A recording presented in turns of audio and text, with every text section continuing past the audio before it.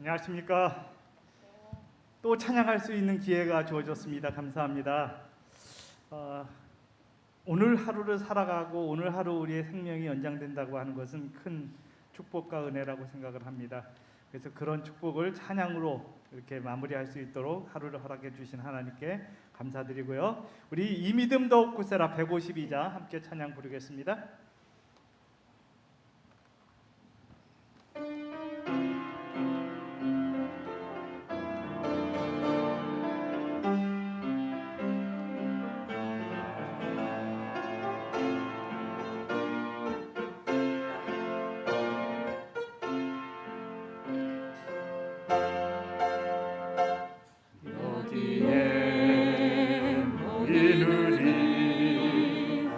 주의 은총 받은 자여라. 주께서 이 자리에 함께 계심을 아노라. 언제나 주님만을 찬양하며 따라가리니 시험을 당할 때도 함께 계심을 믿노라. 이 믿음 더욱 굳세라. 주가 지켜주신다. 어둠 밤에도 주의 맑은 빛 인도하여 주신다. 주님이 뜻하시니 헤아리기 어렵더라도 언제나 주 뜻 안에 내가 있음을 아노라. 사랑과 말씀들이 나를 더욱 새롭게 하니 때로는 넘어져도 채우신 이를 믿노라. 이 믿음 더욱 굳세라. 주가 지켜주신다. 어두운 밤에도 주의 맑은 빛 인도하여 주신다. 여기에 모인 우리 사랑받는 주의 자녀라. 주께서 뜻하신 바 우리 통해 펼치신다.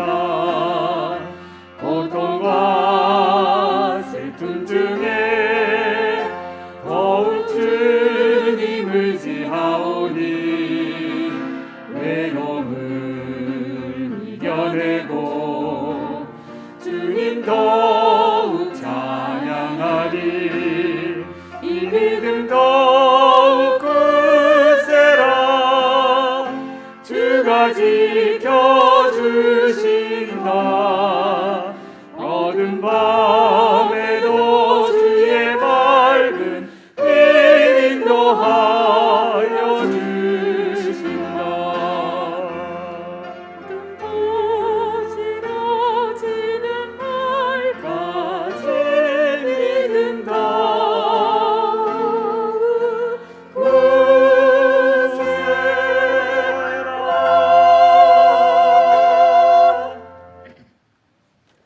우리 153장 이 세상 어디를 가든지 찬양입니다.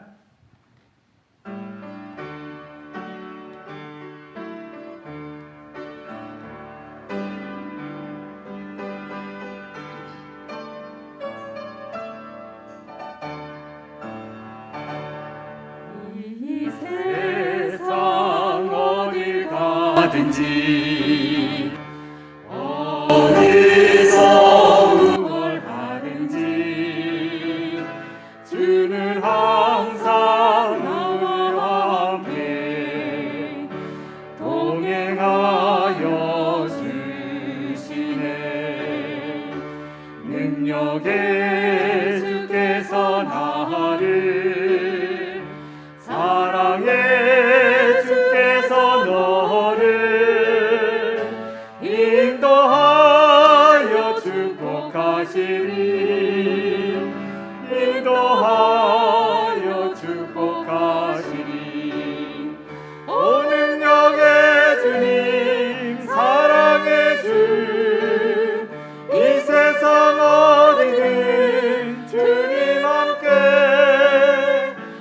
언제나 동행하여 주시네 언제나 동행하여 주시네 오직 성령의 열매는 사랑과 희락과 평 인내와 자비와 양성 충성 온유 절제라 능력의 주께서 너를 사랑의 주께서 너를 인도하여 축복하시리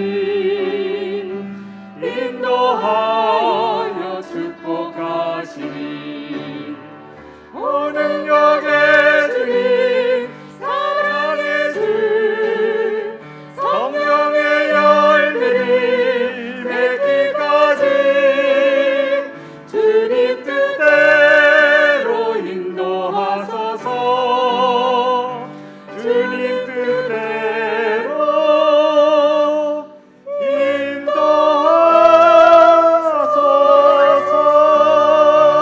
인도하소서. 아멘.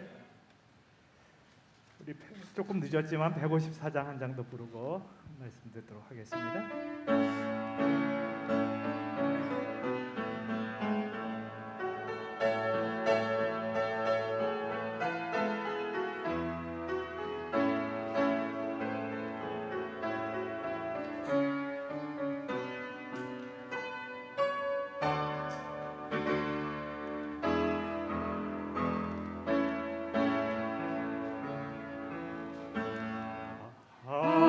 하나님의 사랑을 사모하는 자 하나님의 평안을 바라보는 자 너의 모든 것 창조하신 우리 주님이 너를 얼마나 사랑하시는지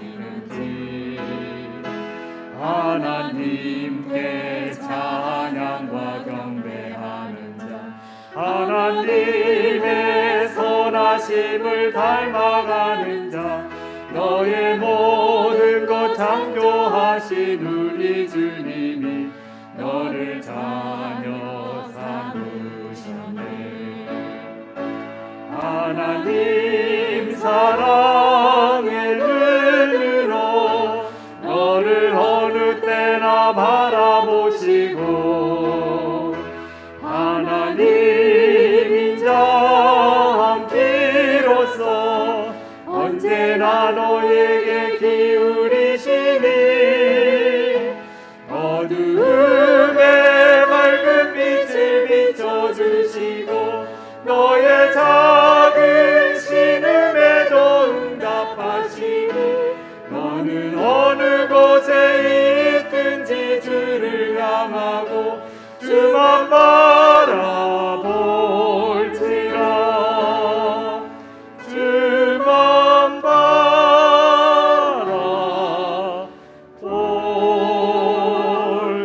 바라볼지라 아멘.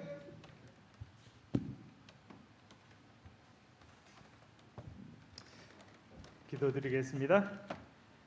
살아계신 저희들의 아버지, 참 좋은 하루를 우리에게 주셔서 감사합니다. 참 좋으신 하나님을 향한 마음을 갖도록 인도해 주신 주님, 이 시간 참 좋은 하나님께서 우리에게 주시는 귀한 말씀을 들을 때 그 말씀 속에 나타난 하나님의 분명한 뜻과 계획을 알게 도와주시고 또 우리를 향한 그분의 사랑의 의미가 전달되어져서 우리 모두로 하여금 참된 기쁨과 행복 속에 또 하루를 살아가는 근원이 되도록 인도해 주시옵소서. 오늘 말씀을 증거하실 주혜종 목사님을 기억하시고 함께해 주셔서 한영선 목사님의 말씀 전달되어지는 말씀 속에 은혜와 충만한 기쁨이 넘치는 시간 되도록 인도해 주실 예수님 귀하신 이름으로 기도드립니다. 아멘.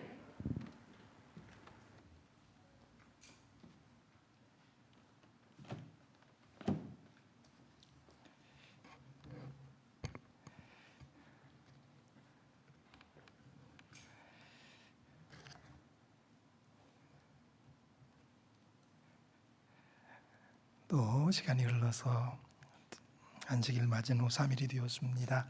또 이렇게 시간 보내다가 안식일을 맞겠죠. 매 시간마다 여러분들 안식일을 기억하시고 또 주의 재림을 기억하시며 시간들 보내시게 되기를 바라봅니다.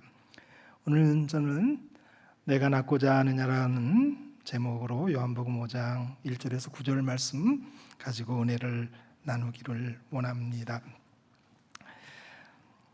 오늘의 본문에서 우리는 38, 또 38이라는 그런 숫자를 만납니다. 38 하면 떠오르는 것이 무엇이 있으십니까? 38선, 정확히 저도 첫 번째 38선이라고 썼습니다. 그 다음에 38 하면 떠오르는 게 뭐가 있습니까? 38 광땡이 있습니다. 그리고 이 38년 된 병자, 베데스다 목가에서 병 낫기를 바랬던 한 사람이 떠오릅니다. 2절에서 5절 말씀 한번 제가 읽겠습니다. 예루살렘에 있는 양문 곁에 히브리 말로 베데스다라는 못이 있는데 거기 행각 5이 있고 그 안에 많은 병자, 맹인, 다리 저는 사람, 혈기 마른 사람들이 누워 물의 움직임을 기다리니 이는 천사가 가끔 못에 내려와 물을 움직이게 하는데 움직인 후에 먼저 들어가는 자는 어떤 병에 걸렸든지 낫게 되미러라. 거기 38해 된 병자가 있더라. 이전 개역 성경에는 38년이라고 번역했었는데 이번에는 38해 된 병자라고 하고 있습니다. 똑같이 38입니다. 이 38년이라고 하는 단어가 성경에 이제 몇 번 쓰입니다. 한 4번 정도 더 쓰이는데 이스라엘 왕들의 재위 기간 38년 이런 것들이 나오고요. 그것 말고 고난과 심판과 관련되어서 한 번 더 나옵니다. 신명기 2장 14절의 말씀인데요. 가데스 바네아에서 떠나 세렛 시내를 건너기까지 38년 동안이라. 이 때에는 그 시대의 모든 군인들이 여호와께서 그들에게 맹세하신 대로 진영 중에서 다 멸망하였나니. 이스라엘 백성들이 이 가데스 바네아에서 10정탐꾼을 보냅니다. 12정탐꾼을 보내죠. 그리고 10정탐꾼이 못 들어간다라고 이야기했을 때 그 이야기에 이스라엘 백성들이 빠져들어서 우리가 애굽에서 죽었더라면, 차라리 광야에서 죽었더라면 더 나을 뻔했다라고 이야기합니다. 그때 하나님께서 그들에게 말씀하십니다. 너희의 자녀들은 너희 반역한 죄를 지고 너희의 시체가 광야에서 소멸되기까지 40년을 광야에서 방황하는 자가 되리라. 너희는 그 땅을 정탐한 날수인 40일의 하루를 1년으로 쳐서 그 40년간 너희 죄악을 담당할지니 너희는 그제서야 내가 싫어하면 어떻게 되는지 알리라 하셨다 하라.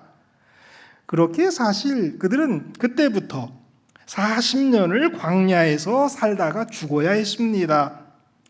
그런데 하나님께서는 그들을 사랑하셔서 2년을 감해 주십니다. 그래서 그들이 애굽을 떠나온 때부터, 즉 그들이 광야 생활을 했던 때부터 계산해서 주셔서 그들이 이제 38년 이후에는 가나안 땅에 들어가도록 하신 것입니다. 그러니까 가데스 바냐에서 안까지 가는데 2년은 다 안 걸렸지만 2년이라고 보고요. 죄 때문에 그들이 광야에서 돈 기간을 신명기는 38년이다라고 이야기하고 있습니다. 이런 사실을 그 법률 용어로 좀 이야기해 본다면 소급 적용이다라고 이야기할 수 있어요. 어떤 법률, 규칙 따위가 시행되기 전에 일어난 일에까지 거슬러 미치도록 적용하는 일이다. 그래서 그들이 광야 생활한 2년까지 합쳐서 40년을 살게 하셨던 것입니다. 은혜로 2년을 그들이 탕감받은 것이죠. 그러면 오늘의 그 하반신 불구가 38년이 되어서 예수님께서 그를 고쳐주신 이야기, 그 38년은 어떻게 생각하면 좋을까요? 이건 전적으로 저의 생각입니다. 그것은 사망에서 고난에서 그리고 심판에서 그를 구원해내신 이야기라고 할 수 있습니다. 민수기 32장 13절입니다. 여호와께서 이스라엘에게 진노하사 그들에게 40년 동안 광야에서 방황하게 하셨으므로 여호와의 목전에서 악을 행한 그 세대가 마침내 다 끊어졌느니라.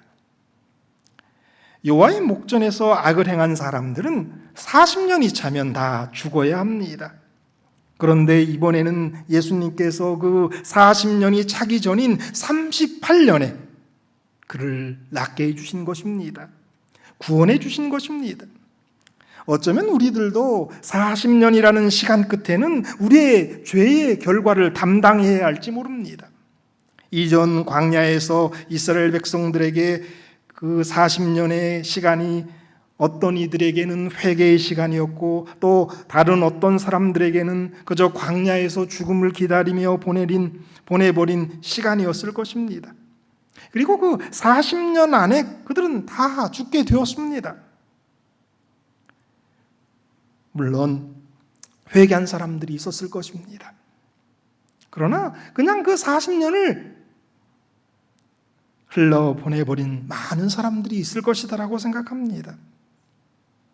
그런 40년, 그 40년이 차기 전에 마지막으로 주셨던 은혜와 긍휼의 시간, 그게 38년, 특별히 베데스다 연못에 목가에 있었던 그 남자, 40년이 차면 그의 죄악을 다 담당해야 되지만 죽어야만 하지만 그 40년이 차기 전에 38년 때에 그에게 오셔서 그를 낫게 하시고 그에게 새로운 삶을 살게 하셨단 말입니다.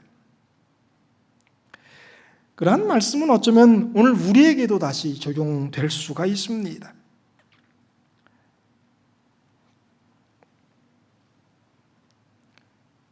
우리도 40년이 차면 심판받을 수밖에 없을지 몰라요. 우리도 40년이 차면 죽을 수밖에 없어요. 그러나 그 40년이 차기 전에 우리에게 은혜로 오셔서 한 번의 기회를 주신 것, 우리에게 오셔서 내가 낫고자 하느냐라고 말씀하신 그 예수님을 이 시간 한번 만나보시게 되기를 바랍니다. 이 38년이라는 기간은 절망의 깊이를 보여줍니다. 시대의 소망은 이 38년 된 환자를 안진뱅이로 묘사하고 있습니다. 38년은 긴 시간입니다. 짧은 인생살이에서 38년 동안 불구로 살아야 했습니다. 그리고 그의 그 병이 그의 죄의 결과라고 오늘 예수님이 말씀하신 그 후반부의 말씀들을 통해서 우리가 알 수 있는 것은 그는 나면서부터 안진뱅이 된 사람은 아니었다라는 것이죠.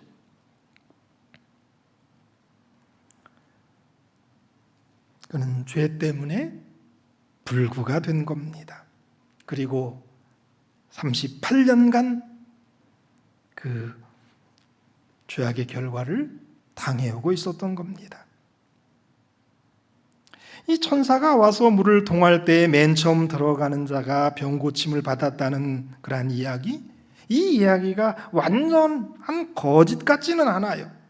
그것이 천사가 만든 기적이었든지 아닌지는 몰라도 그래도 몇 번인가는 물이 동할 때 들어간 사람이 나은 일이 있었던 것 같고, 또 그래서 어떤 사람들은 밤에만 와서 기다렸던 사람들도 있었다라고 증언은 말합니다.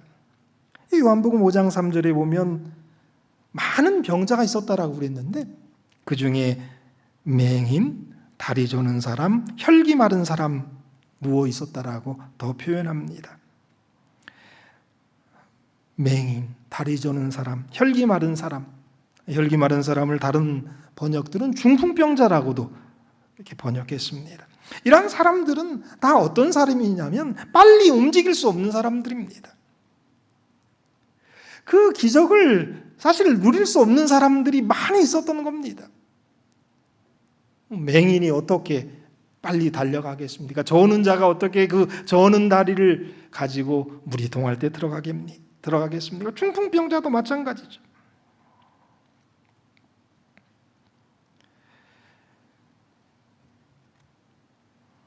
오늘 우리의 모습을 이렇게 보여주고 있는 거예요. 구원받고 싶고 낫고 싶지만은 어쩔 수 없는 그런 우리의 상태를 보여주는 그런 말씀이죠. 이 고침을 받은 사람의 그 말을 생각해 보면 그 기적의 순간을 위해서 기다리고 있으면서 그 환자를 물에 넣어주려고 준비하고 있었던 사람들도 있었던 것 같습니다. 절실하게 그 기적을 경험하고자 했던 그 환자의 가족이 함께 있었던 사람도 있었던 것 같아요. 그러나 그러한 기적은 자주 일어나지 않았습니다.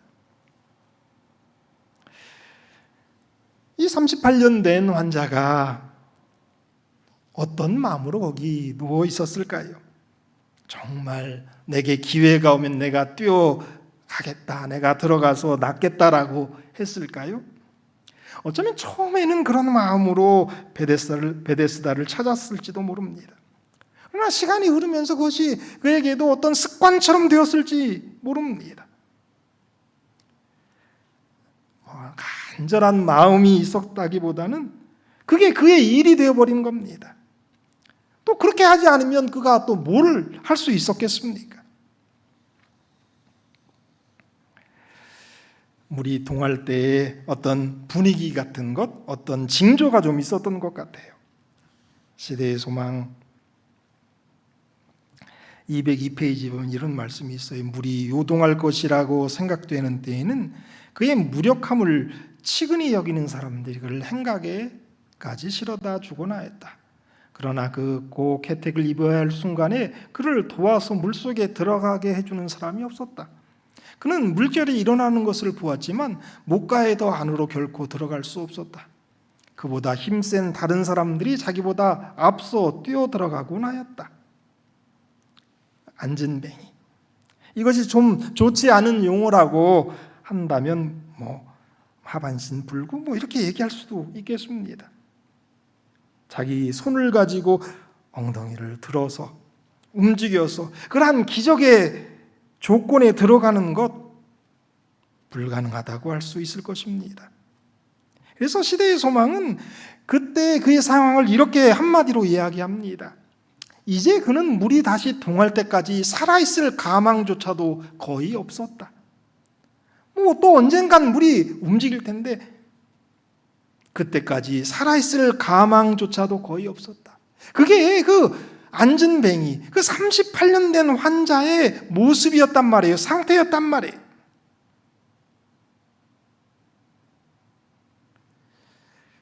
그래도 그는 거기에 있었습니다.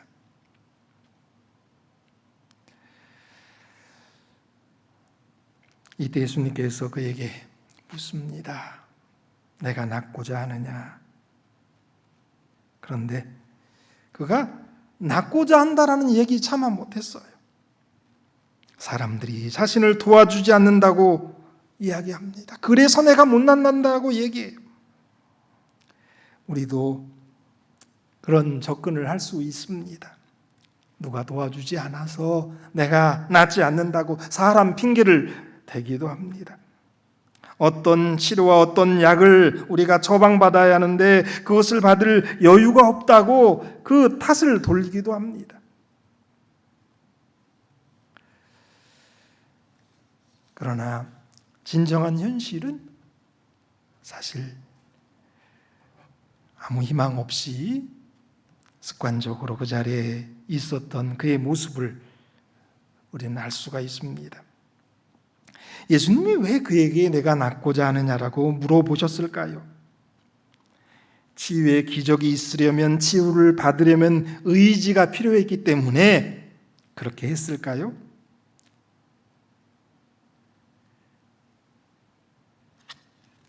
그런 것 같지는 않습니다. 우리 하나님께서 그의 마음에 어떤 믿음을 심어주고 싶어서라고 이야기했던 것보다는 그에게 한번 기회를 주고 그의 믿음을 되살리기보다는 그의 마음을 한번 흔들어 놓으신 것, 정말 낫고자 하는 마음을 다시 한번 이렇게 불러일으키시는 그러한 일이었다라고 우리가 생각할 수가 있습니다. 근데 이러한 말씀은 우리 환우들에게는 정말 내가 낳고자 하는 나라고 하는 그 실질적인 말일 수 있지만 또 그렇지 않은 모든 사람들에게는 다른 식으로 읽혀져야 될, 들려져야 할 예수님의 말씀이다라고 생각합니다.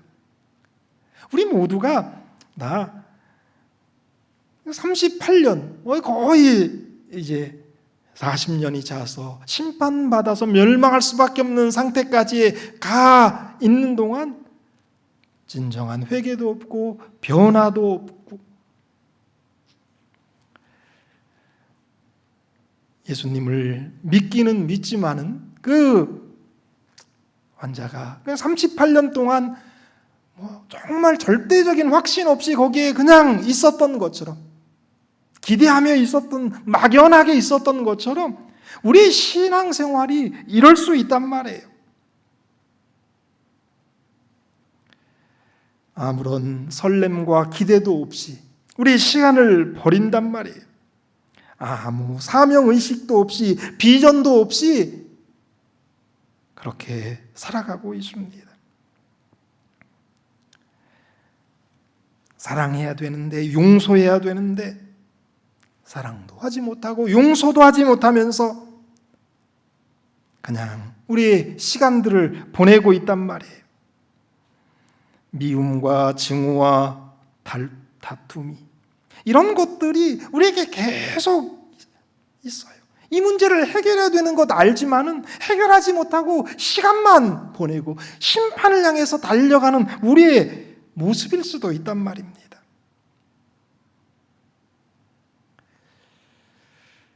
정말 우리가 변화되기를 바랍니까? 정말 우리가 그런 병에서 낫기를 원합니까? 예수님의 그 질문은 오늘의 우리의 그러한 무감각을 깨우고 우리가 계속적으로 시간만 보내고 있는 우리들에게 다시 한번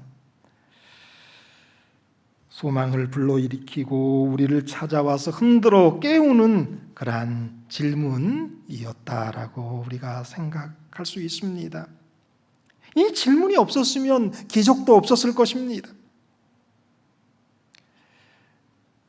그리고 예수님께서 말씀하시죠. 내 자리를 들고 일어나 걸으라.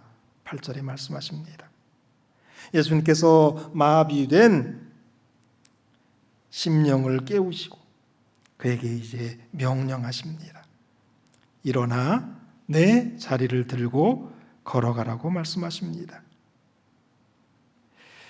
내가 낫고냐 하느냐라고 하는 마음으로 그를 한번 흔들어 놓으시고 그 다음에 명령하십니다. 시대의 소망 203페이지에 이런 말씀이 있습니다.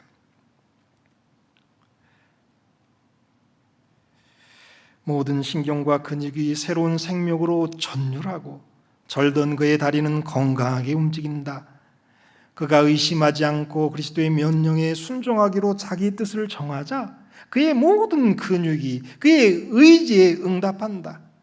자기의 다리로 일어서면서 그는 자기가 활동적인 사람이 되어 있음을 느낀다. 그가 예수님의 명령, 일어나 내 자리를 들고 걸어가라는 말씀을 들었어요. 그리고 그 말씀을 믿었습니다. 그때 이런 놀라운 일이 여기 일어났다라고 말합니다. 그의 모든 근육이 그의 의지에 응답했습니다. 그리고 그는 자기가 이제 이전에 걸었던 것처럼 걷는 사람이 되었음을 느끼고 걸어간 것이죠. 계속 이런 말씀을 하고 계세요. 우리는 죄로 말미암아 하나님의 생명에서 단절되어 왔다. 우리의 영혼은 마비되어 있다. 그 쇠잔한 사람이 걸을 수 없었던 것 같이 우리도 우리 스스로 힘으로는 거룩한 생애를 살 수 없다. 많은 사람들이 그들의 무력함을 깨닫고 그들을 하나님과 조화되게 만들 영적 생명을 갈급한다. 그들은 헛되이 그것을 얻기 위해 분투한다. 그들은 절망 가운데에서 오라 나는 공고한 사람이로다. 이 사망의 몸에서 누가 나를 건져내리라고 부르짖는다. 이러한 낙심하고 몸부림친 자들을 위해 자들은 위를 쳐다보라. 구주께서는 자기의 피로 사신 자들을 구고 보시고 말할 수 없는 연민과 긍휼로 내가 낫고자 하느냐라고 말씀하신다. 아까도 드렸던 말씀처럼 영적으로 병든, 그것도 38년간 병든, 죽어가는 그런 우리와 같은 그였지만 우리도 예수님의 명령, 내가 이제 일어나 내 자리를 가지고 걸으라고 말씀할 때에 우리가 순종한다면 우리는 변할 수 있다라고 여기 말씀하고 계신 것입니다. 시대의 소망 있는 말씀 하나만 더 보죠. 예수께서는 그대에게 건강과 평안 가운데서 일어서라고 명하신다. 그대가 왕쾌되었다고 느낄 때까지 기다리지 말라. 그의 말씀을 믿으라. 그래야면 그 말씀이 이루어질 것이다. 그대의 의지를 그리스도의 편에 두라. 그를 섬기고자 뜻을 세우고 그 말씀에 의지하여 행동할 때 그대는 힘을 얻을 것이다. 오랜 방종을 통하여 영육을 속박한 악한 행습과 강력한 정욕일지라도 그리스도께서는 능히 거기에서 구출하실 수 있으며 또한 구출하시길 원하신다. 예수께서는 죄로 죽었던 영혼에게 생명을 나누어 주실 것이다. 그는 연약과 불행과 죄의 사슬에 매인 포로들을 해방시켜 주실 것이다. 오늘 우리 환우들에게도 우리 예수님께서는 질문하셔요. 내가 낫고자 하냐고 질문하시고, 그리고 일어나 걸으라고 말씀하십니다. 그 밖에 우리 모든 성도들에게도 똑같이 말씀하십니다. 내가 낫고자 하냐고 말씀하십니다. 그리고 일어나 내 자리를 가지고 걸으라고 말씀하십니다. 그 말씀에 순종한다면 우리는 일어날 수 있습니다. 38년 된 그 병의 자리를 떨치고 일어날 수 있단 말이에요. 여기 말씀하십니다. 뭔가 왕쾌되었다라고 느껴질 때까지 기다리지 말고 그 말씀을 믿으라라고 말씀하십니다. 우리 환우들 이 말씀 마음에 새기게 되길 바랍니다. 내가 좀 더 좋아지면 하는 게 아니고 그의 말씀을 믿으면 그리하면 그 말씀이 이루어질 것이다라고 말씀하십니다. 예수님께서 그 38년 된 병자에게 나를 믿느냐라고 이야기하지도 않으셨어요. 예수님께서 그냥 그에게 말씀하신 거예요. 일어나 걸으라고 말씀하신 거예요. 그 말씀이 그에게 믿어졌어요. 그래서 일어나려고 할 때 그의 근육들이 힘을 얻고 그가 정말 다시 걷는 사람이 되었단 말입니다. 그의 말씀을 믿으라. 그리하면 그 말씀이 이루어질 것이다. 그대의 의지를 그리스도의 편에 두라. 여러분들 이러한 말씀에 순종해서 이러한 역사를 맛보시게 되기를 바랍니다. 오늘 우리가 죄악 가운데에 38년간 머물러 있어요. 많은 행습이 있어요. 많은 우리를 억압하는 죄악들이 있습니다. 그러나 그러한 가운데 있을지라도 우리가 그곳에서 벗어나기를 우리가 낫고자 원한다 할 때 예수님께서 우리에게 내가 낫고자 원하냐라고 이야기하실 때 우리가 그 말씀을 좀 우리의 마음에 받아들여서 우리의 영혼이 한번 흔들리고 그리고 그 다음에 일어나 걸으라고 하면 그러한 죄로 죽었던 우리의 모든 그러한 행습 가운데서 우리가 일어날 수 있단 말이에요. 그러한 역사 또한 우리 모두가 맛보게 되기를 바랍니다. 시작할 때 드린 말씀으로 말씀을 마쳐보죠. 정말 어쩌면 우리에게 주어진 지금 이 순간이 우리에게 인생의 생명을 다할 때까지의 시간일 수도 있고요. 40년 죄악의 심판으로 우리가 죽기 전 그 은혜의 시간이 지금이죠. 이 38년, 40년이 다 되기 전 요 기간입니다. 요 기간에 우리 하나님께서, 우리 예수님께서 우리에게 오셔서 우리에게 다시 한번 은혜를 주셔요. 기회를 주셔요. 그러한 기회를 꼭 잡게 되는 저와 여러분 되기를 바랍니다. 그래서 우리가 우리의 육신의 병에서 놓이고 영적인 모든 질병에서 놓여서 다시 한번 우리에게 주신 모든 것 감사하며 살 수 있는 그러한 저와 여러분이 되시길 바라면서 오늘 말씀 마치겠습니다. 기도하겠습니다. 하늘에 계신 아버지, 예수님께서 그 38년 된 병자 고치시기 위해서 그곳으로 가셨고